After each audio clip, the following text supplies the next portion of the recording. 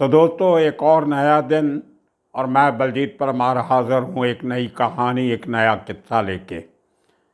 वादे के मुताबिक आज मैं उस शख्स का किस्सा सुनाऊंगा जो आपने पहले कभी नहीं सुना होगा। बहुत से लोगों ने किस्से कहानियाँ लिखे, डोंगरी टू दुबई, डोंगरी, कोई मेंटर, कोई कोच, लेकिन जो असली किस्से थे, असली फुट सोल्जर थे जो गैंग्स के, कैसे उस इलाके में खड़े हुए, कैसे गैंग्स के साथ उनका मिलना जुलना शुरू हुआ और करते करते एक से एक खतरनाक शूटर बनते गए, अंडरवर्ल्ड के गुर्गे बनते गए। पहले एक गैंग के साथ, फिर उससे नाराज़ होकर दूसरे गैंग के साथ, फिर उसको छोड़ के तीसरे गैंग के साथ। तो ये जो समीकरण बदलते रहते हैं अंडरवर्ल्ड में, उसमें बहुत कुछ अजीबो गरीब हो जाता है जिसको आप किसी तरतीब का, जो सेट पैटर्न का नाम नहीं दे सकते। ये कोई आम जो दुनियावी कारपोरेट वर्ल्ड होता है जहाँ पे एक डिसिप्लिन होता है, आने का टाइम होता है, जाने का टाइम, और एक सिस्टम से वो पूरा सिस्टम चलता है। लेकिन अंडरवर्ल्ड का जो काम करने का तरीका है, उसका कोई कानून नहीं होता, कोई असूल नहीं होता, कोई टाइम फ्रेम नहीं होता, कोई परमानेंट रिश्ता नहीं होता। कल के दुश्मन आज के दोस्त बन जाते हैं, आज के दोस्त कल के दुश्मन हो जाते हैं, दुश्मन का दुश्मन कभी दोस्त हो जाता है, कभी दोस्त का दोस्त दुश्मन हो जाता है। तो ये अंडरवर्ल्ड की अंदरूनी जो दौड़ चलती रहती है, अंदरूनी स्ट्रगल्स चलती हैं, जो उनका एक बहुत बड़ा हिस्सा होता है। डोंगरी में एक इलाका है जिसको खड़ग कहते हैं। खड़ग के साथ मिलते हुए एक डांबर गली एक एरिया है। वहाँ पे जो यहूदी लोगों की एक उनका प्रेयर हॉल भी है। जो इजरायली लोग हैं, जो वहाँ से काफ़ी सारे लोग अभी भी हैं, बहुत से लोग तो चले गए, लेकिन अभी भी काफ़ी लोग ज्यूज़ जो हैं वहाँ पे रहते हैं। उनकी सिनागोग है वहाँ पे, जिसको प्रेयर हॉल कहते हैं, और काफ़ी लोग भी रहते थे पुराने ज़माने में। वहीं पे कॉर्नर पे 3-4 एरिया से मिलके एक एरिया इकट्ठा होता है। वहाँ पे एक घर में एक परिवार रहता था, कश्मीरी फैमिली। उस कश्मीरी फैमिली का जो बुज़ुर्ग था, बड़ा बाप था, जो वो एक शरबत की दुकान चलाता था, छोटी सी। अगर आप कभी उसको देखें तो आप हैरान होंगे कि इतनी छोटी सी जगह से इतना कामयाब बिजनेस वो शख्स कैसे कर लेता था। जैसे आपने, हम घरों में एक अलमारी रखते हैं कपड़े टांगने के लिए, कुछ सामान रखने के लिए, बस इतनी सी एक जगह है वहाँ पे, छोटी सी। वहाँ के ऊपर लिखा होता था कश्मीरी शरबत। अब शरबत, कश्मीरी शरबत बेचने वाले जो शख्स थे, उनके 4 बेटे थे। सिराज कश्मीरी कह देते थे उसको, लेकिन ज़्यादा मशहूर हो गया क्योंकि दुकान पे ज़्यादा बैठता था बाप के साथ, उस एरिया में घूमता फिरता था। उसको सिराज शरबती भी कह देते थे, निकनेम उसका। उसके धंधे को लेके शरबती साथ में जुड़ गया था। लेकिन बाकी भाई, एक रज़ाक, एक रहमान, एक और था भोलू, क्या नाम था उसका, इस किस्म का, ये 4 भाई खुद थे और बाकी उनके रिश्तेदार, और वो उनका सरनेम भी कश्मीरी था। तो ये उस गली के एक थोड़े थोड़े दादा बनने शुरू हो गए बचपन में। ये 93 के पहले की बातें हैं। तो गली में वहाँ पे काफ़ी सारे ट्रैवल एजेंट्स के, रिक्रूटमेंट एजेंसीज़ के दफ्तर हुआ करते थे, जहाँ पे बहुत सारा कंट्रोल मलबारी लोगों का था, केरला के लोगों का। तो उनसे हफ्ता इकट्ठा करना शुरू कर दिया। ट्रांसपोर्ट के बहुत ऑफिस थे, ट्रांसपोर्टर से थोड़ा बहुत हफ्ता, हर महीने का, हफ्ते का मांगना शुरू कर दिया। तो ये छोटा सा गैंग एक बना लिया कश्मीरी बंधुओं ने। करते करते इनकी जान पहचान साथ लगते इलाके में, जहाँ आज़ाद पठान जैसे लोग रहते थे, उसी इनके घर के पास ही ईदू लाला रहा करते थे, जो करीम लाला के साला थे। करीम लाला की जो छोटी बीवी थी, दूसरी बीवी, उनके भाई ईदू लाला, जो बहुत बड़ा दारू का और मटके वटके का धंधा चलाते थे। उसके नज़दीक, उसके साथ साथ ही कंट्रोल एक दफ्तर हुआ करता था माधव भाई ठक्कर का, जो करीम लाला का मैनेजर था। तो इस तरीके से वहीं उसी इलाके में मुन्ना गुप्ता, मनेश्वर गुप्ता, जो बहुत बड़ा शार्प शूटर रहा है, कंट्रैक्ट किलर रहा है, पठानों के साथ बहुत साल उसने काम किया। एक ही नॉन मुस्लिम था पूरी कंपनी में जिसने बहुत साल पठान गैंग के साथ काम किया, करीम लाला से लेके समद खान तक, उसके बाद बाकी लोगों शहजाद पठान के साथ, शेरू के साथ, हमीद मजीद भाइयों को दोनों को मारने में मनेश्वर गुप्ता था, मुन्ना गुप्ता, उसका मैंने एक एपिसोड भी बनाया था। तो ये सब लोग एक दूसरे को जानते थे। तो इनकी वहाँ से छोटी छोटी काम करते करते बड़ा ग्रुप बन गया। और जैसे होता है जब नए लड़के लोग आते हैं क्राइम की दुनिया में, तो जो बड़े लोग हैं उनको काबू कर लेते हैं। उन्हीं दिनों में इनकी दोस्ती हो जाती है फिरोज़ कोंकणी से। फिरोज़ कोंकणी जाना पहचाना नाम है अंडरवर्ल्ड का। फिरोज़ कोंकणी के जो पुश्तैदी गांव है वो दाऊद इब्राहिम के एक मामा है अली अंतुल्ले, अहमद अंतुल्ले, उनका जो गांव है वो, और फिरोज़पुरी का कोंकणी का जो कोंकण इलाके में जो गांव है सरगुरु परिवार का, वो उसी गांव के हैं। तो कहीं ना कहीं जो अंतुल्ले परिवार था उनकी वजह से कोंकणी को कुछ बेनिफिट भी हुआ दाऊद गैंग में एंट्री मारने का, छोटा शकील के थ्रू। तो छोटे मोटे केस कोंकणी ने किए। उसके बाद 93 के ब्लास्ट में जो उसने कुछ मथाड़ी वर्कर्स को मारा सैलर स्टेशन के पास, वो एक बड़ा उभर के सामने आया और फिरोज़ कोंकणी का उस इलाके में नाम हुआ। ये शायद ये किस्सा मैं आपको सुना चुका हूँ ऑलरेडी, फिरोज़ सरगुरु का। तो वहाँ से फिरोज़ कोंकणी के साथ इनकी दोस्ती होती है कश्मीरी भाइयों की। उसके साथ साथ एक और लड़का था क्रिश्चियन, जिसका फर्स्ट नेम पता नहीं क्या था, लेकिन सेकंड नेम उसका स्टर्लिंग था। वो इनके साथ रह के किसी तरह ही कन्वर्टेड टू इस्लाम। वो क्रिश्चियनिटी से उसने इस्लाम धर्म कबूल कर लिया और सलीम स्टर्लिंग के नाम से मशहूर हो गया। वो तीसरा लड़का इनके साथ था। तो ये तीनों जो दो लड़के वो और बाकी भाई, ख़ास तौर पे सिराज कश्मीरी का छोटा भाई, सिराज शरबती का छोटा भाई रज़ाक कश्मीरी, वो फिरोज़ कोंकणी और सलीम स्टर्लिंग के साथ मिल गया। ये तीनों की तिकड़ी बनती है जिसने बाद में बहुत बड़े बड़े कांड किए, पहले छोटा शकील के लिए और उसके बाद छोटा राजन के लिए। इन तीनों को काम पर जब तक शकील के साथ थे तो इनको छोटे मोटे काम दिए जाते थे। उनमें से एक काम को इन्होंने तीनों को दिया गया वापी में कहीं, बॉम्बे के साथ जो गुजरात को जाते हैं तो वापी टाउन आता है महाराष्ट्र के बॉर्डर पे। वहाँ पे कुछ काम करने गए, कुछ बड़ा पैसा इकट्ठा करना था, लेना था किसी से। तो वहाँ पे कुछ छोटी सी मुस्लिम आबादी भी थी, उन लोगों ने इनकी हेल्प की।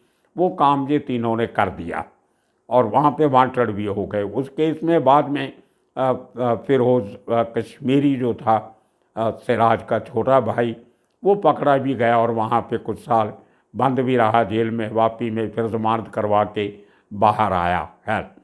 तो इन तीनों की दोस्ती में जब वो काम कंप्लीट हुआ तो जो सलीम स्टर्लिंग था वो उसको वहाँ के लोगों ने कहा एक हमारे लिए छोटी सी मस्जिद यहाँ बना दीजिए, हमें बहुत दूर जाना पड़ता है। तो इन लोगों ने छोटा शकील को जो पैसा इकट्ठा किया था उसमें से कुछ हिस्सा मांग लिया कि इतना पैसा हमें आप दे दीजिए ताकि लोगों की मदद हो जाए। अब उनका कहना था कि छोटा शकील ने इनकार कर दिया। उनको ये लगा कि ये छोटा शकील ने जो उनकी बात नहीं मानी वो उस सलीम स्टर्लिंग के कहने पे नहीं मानी। स्टर्लिंग का कुछ अपना था कि वो खुद क्रेडिट लेना चाहता था वो मस्जिद बनाने की, इनको साइड में रखना चाहता था। कुछ पैसे उसने शकील से ले भी लिए। ये इनकी आपस की अंदर की बातें थी, लेकिन वो वहाँ से दुश्मनी बढ़ गई। फिरोज़ कोंकणी और रज़ाक कश्मीरी इन लोगों ने सलीम स्टर्लिंग को सबक सिखाने का फैसला किया।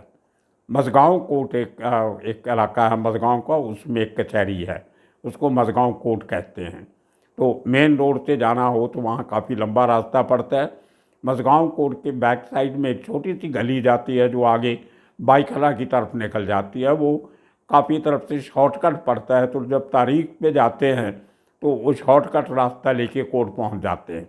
तो कोर्ट के बाद ख़ास तौर पे जब कोर्ट बंद होती है उसके 1-1.5 घंटे के बाद वो काफ़ी उजाड़ एरिया हो जाता है। तो जब जो सलीम स्टर्लिंग था एक केस में अपनी तारीख भुगत के उस गली में से मेन इलाके की तरफ वापस आ रहा था, तो इन दोनों ने उसको घेर के वहाँ पे मार दिया। तो ये पहला एक मर्डर था जो अंडरवर्ल्ड की जो आपस के दो ग्रुप की या इंट्रा गैंग रिवेलरी में रज़ाक कश्मीरी ने किया। फिरोज़ कोंकणी उसके पहले 3-4 मर्डर ऑलरेडी कर चुका था, लेकिन उसके बाद काफ़ी इनका जो फ़र्क हुआ उन्हीं दिनों में फिरोज़ कोंकणी ने, क्योंकि अभी कश्मीरी स्टर्लिंग को मार दिया था, सलीम से नाराज़गी थी, तो उन लोगों ने कोशिश की कुछ लोगों के थ्रू वो हुसैन उस्तरा को जाके मिलते हैं। देखिए, जो हुसैन उस्तरा बॉम्बे के अंडरवर्ल्ड का एक बहुत बड़ा सूत्रधार रहा है, लेकिन बहुत कम उसके बारे में लिखा जाता रहा, क्योंकि वो कभी आम लोगों से बात नहीं करता था। उसका ऑपरेट करने का तरीका और किस्म का था, किसी को मिलना नहीं, किसी पत्रकार को इंटरव्यू नहीं देना, कुछ नहीं करना। हालांकि काफ़ी सारे पत्रकारों ने कोशिश की उसको जाके मिलने की, लेकिन वो कभी ज़्यादा बात नहीं करता था। तो काफ़ी सारे उसके कारण थे। वो सीक्रेटिव किस्म का आदमी था। जैसे जासूस काम करते हैं उस तरह वो अपनी कार्य प्रणाली उसने बना रखी थी। तो जासूसों की तरह काम करना को उसको आदत था। अपना हुलिया भी सब वो जो एजेंट विनोद जैसा होता है या 007 जैसा होता है, जेम्स बॉन्ड की तरह ऑपरेट करता था। उसी तरह फ्लैश की गाड़ियाँ रखना, स्विमिंग पूल, घर में gym, training centre, firing range, ये वो सब इसी किस्म का उसने अपना जुगाड़ बना के रखा हुआ था। मैं इस आज की वीडियो के साथ आपको हुसैन उस्तरा की कुछ ऐसी तस्वीरें दिखाऊंगा जो आपने आज तक कहीं नहीं देखी होगी। और ये तस्वीरें उसके वो साथी जो उसके साथ बहुत साल दिनों में काम किया, और ये 2-3 एपिसोड जो उस एरिया के बन रहे हैं जिनके साथ हुसैन उस्तरा जुड़ा हुआ है, ये वो उन दोस्तों के थ्रू मुझे ये तस्वीरें मिली हैं। कुछ और बहुत सारी तस्वीरें बाकी लोगों की भी आ रही हैं। तो लगता है कि बहुत अच्छी एक कलेक्शन जो अंडरवर्ल्ड के साथ जुड़े हुए लोगों की हमारे पास हो जाएगी, हमारी चैनल के पास हो जाएगी, जो गाहे बगाहे समय आने पर मैं आपके साथ शेयर करता रहूँगा। तो खैर, वो तस्वीरें ज़रूर देखना आप। इस वीडियो के साथ मैं 2-3 बार आपको दिखाऊंगा उसका रहने सहने का ढंग, उसके घर के अंदर की तस्वीरें, सजावट, क्या क्या जो उस ज़माने में होता था सब आप उनमें देख सकते हो। खैर, तो उसका हुसैन उस्तरा ने जब फिरोज़ कोंकणी से बात की तो उसको साथ में नहीं मिलाया और बड़े तरीके से उसको ये कह के भेज दिया कि थोड़ा अपना जो तुम्हारा जो काम करने का तरीका है इसको थोड़ा सुधारो। तुम अभी बच्चे हो, थोड़ा बड़े हो जाओगे तो मेरे पास आना। तो उसके बाद फिरोज़ कोंकणी ने दोबारा छोटा शकील के साथ तो अपना ताना बाना बुना और दोबारा उसका गैंग ज्वाइन किया, और उसके बाद क्या क्या किया वो आप सबको मालूम है। तो फिरोज़ कोंकणी के अलहदा होने से जो रज़ाक था उसने कोई समझौता नहीं किया। रज़ाक जो था पूरी तरह हुसैन उस्तरा के साथ जुड़ गया, और उनके मुताबिक ये लगता था कि फिरोज़ कोंकणी कभी भी किसी को धोखा दे सकता है। शायद उसके मारे जाने का कारण भी यही था। लोगों का ये कहना था कि वो सामने से जाके कुछ काम नहीं करता था, धोखे से मारता था। जैसे मथाड़ी वर्कर बेचारे बैठे हुए उसने पीछे से जाके छुरा मार के मार दिए थे। खैर, ये उनकी आपस की अंदर की बातें हैं।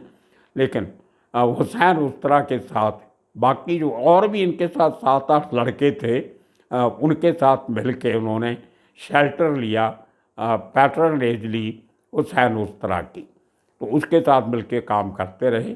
बाद में एजाज पठान जब डी गैंग को छोड़ के आता है तो अपना सेपरेट गैंग बनाता है, तो ये सब लोग आज़ाद पठान के साथ भी काम किया। और जब आज़ाद पठान छोटा राजन के साथ मिल जाता है तो इन लोगों ने छोटा राजन के साथ मिलकर भी काम किया। उन्हीं दिनों में इनको सलीम तलवार ने कुछ काम बोला, वो इन्होंने एक दूसरा मर्डर जो रज़ाक कश्मीरी, अब उसकी बात करते हैं रज़ाक की। तो रज़ाक कश्मीरी ने अपना इंडिपेंडेंट मर्डर पहला जो किया वो सलीम तलवार के कहने पे किया, और उसके बाद उसने फिर पीछे मुड़ के नहीं देखा। इतने काम किए कि वो एक ज़माने में दाऊद इब्राहिम की डी कंपनी, ख़ास तौर पे छोटा शकील, इनका उस आदमी ने 93 के बाद नाक में दम करके रखा हुआ था।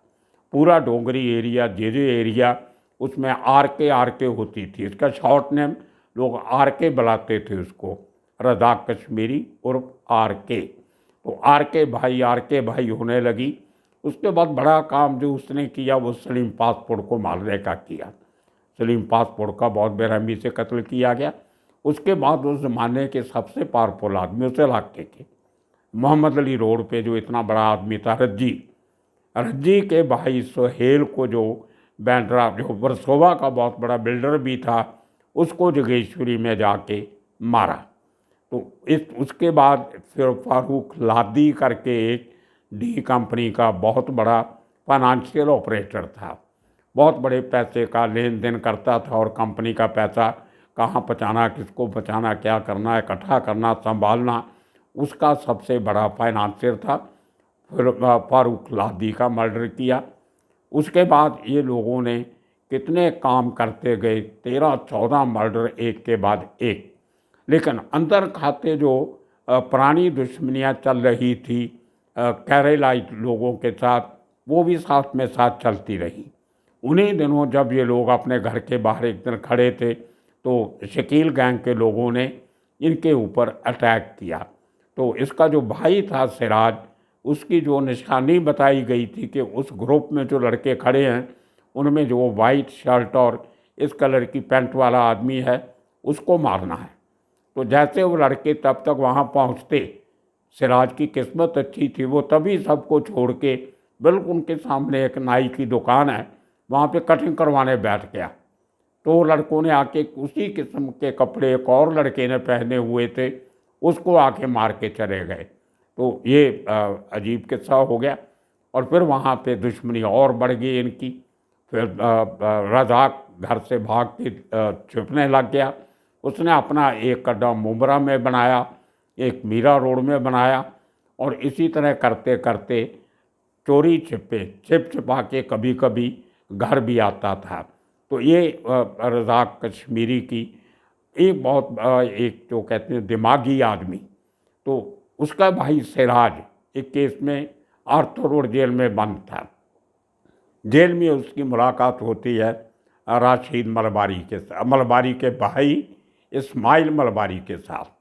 तो इस्माइल मलबारी और सिराज का वो अंदर झगड़ा होता है। तो वो उनका पता पूछते हुए उसको किसी ने बता दिया कि ये सिराज वही है जो रज़ाक का भाई है। तो इस्माइल मलबारी ने फैसला किया कि सिराज को छोड़ो, मैं रज़ाक का काम तमाम करूँगा। तो वो जब उसकी इतनी जेल वालों के साथ सेटिंग थी, जब वो कोर्ट में जाता था तारीख पे, तो वापस जेल में आता तो रास्ते में कहीं ना कहीं जहाँ उसको किसी से मिलना होता था तो पुलिस वाले उसको बड़े आराम से मिलवा दिया करते थे।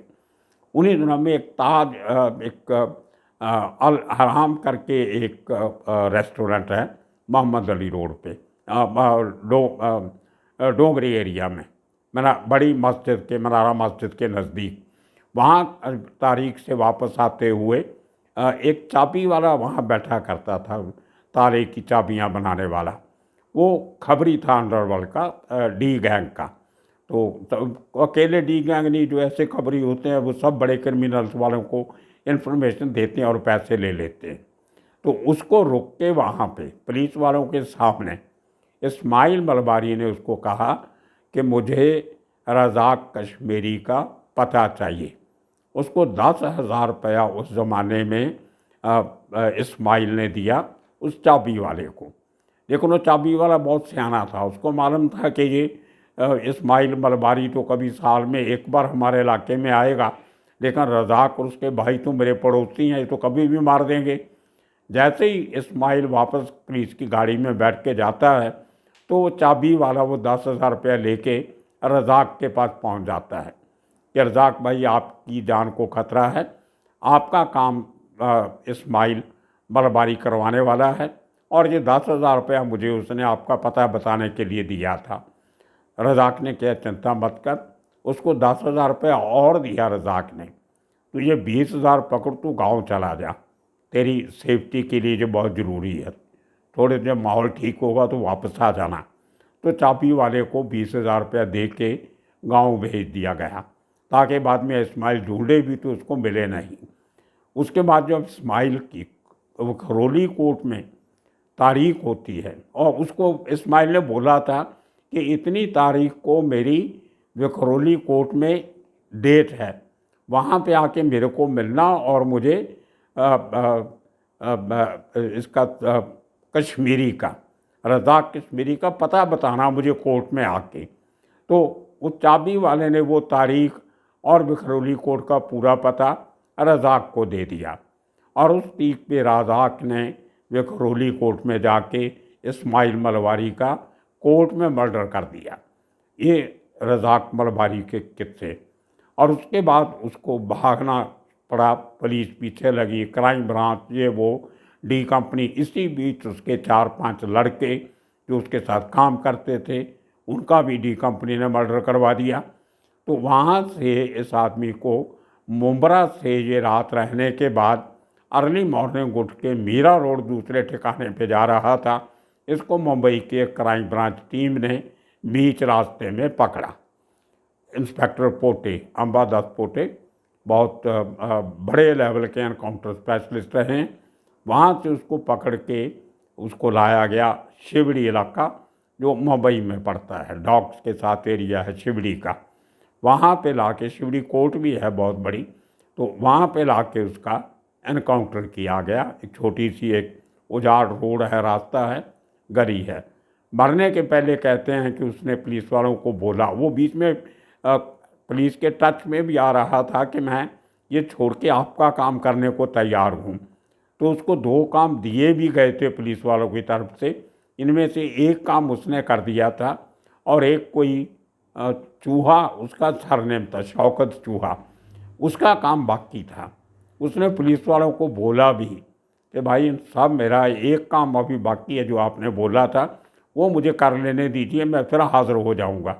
लेकिन पुलिस के इरादे कुछ और थे। पुलिस का तो काम होता है पहले चढ़ाना बाद में मारना। तो मीरा रोड के रास्ते से ला के उसको शिवड़ी में उसका 1998 में रज़ाक कश्मीरी का एनकाउंटर कर दिया गया। और ये थी कहानी डोगरी के इलाके की, रज़ाक कश्मीरी की। कल आपको एक नया किस्सा, नई कहानी लेके फिर हाज़िर होंगे। तब तक के लिए आप सबका शुक्रिया, धन्यवाद।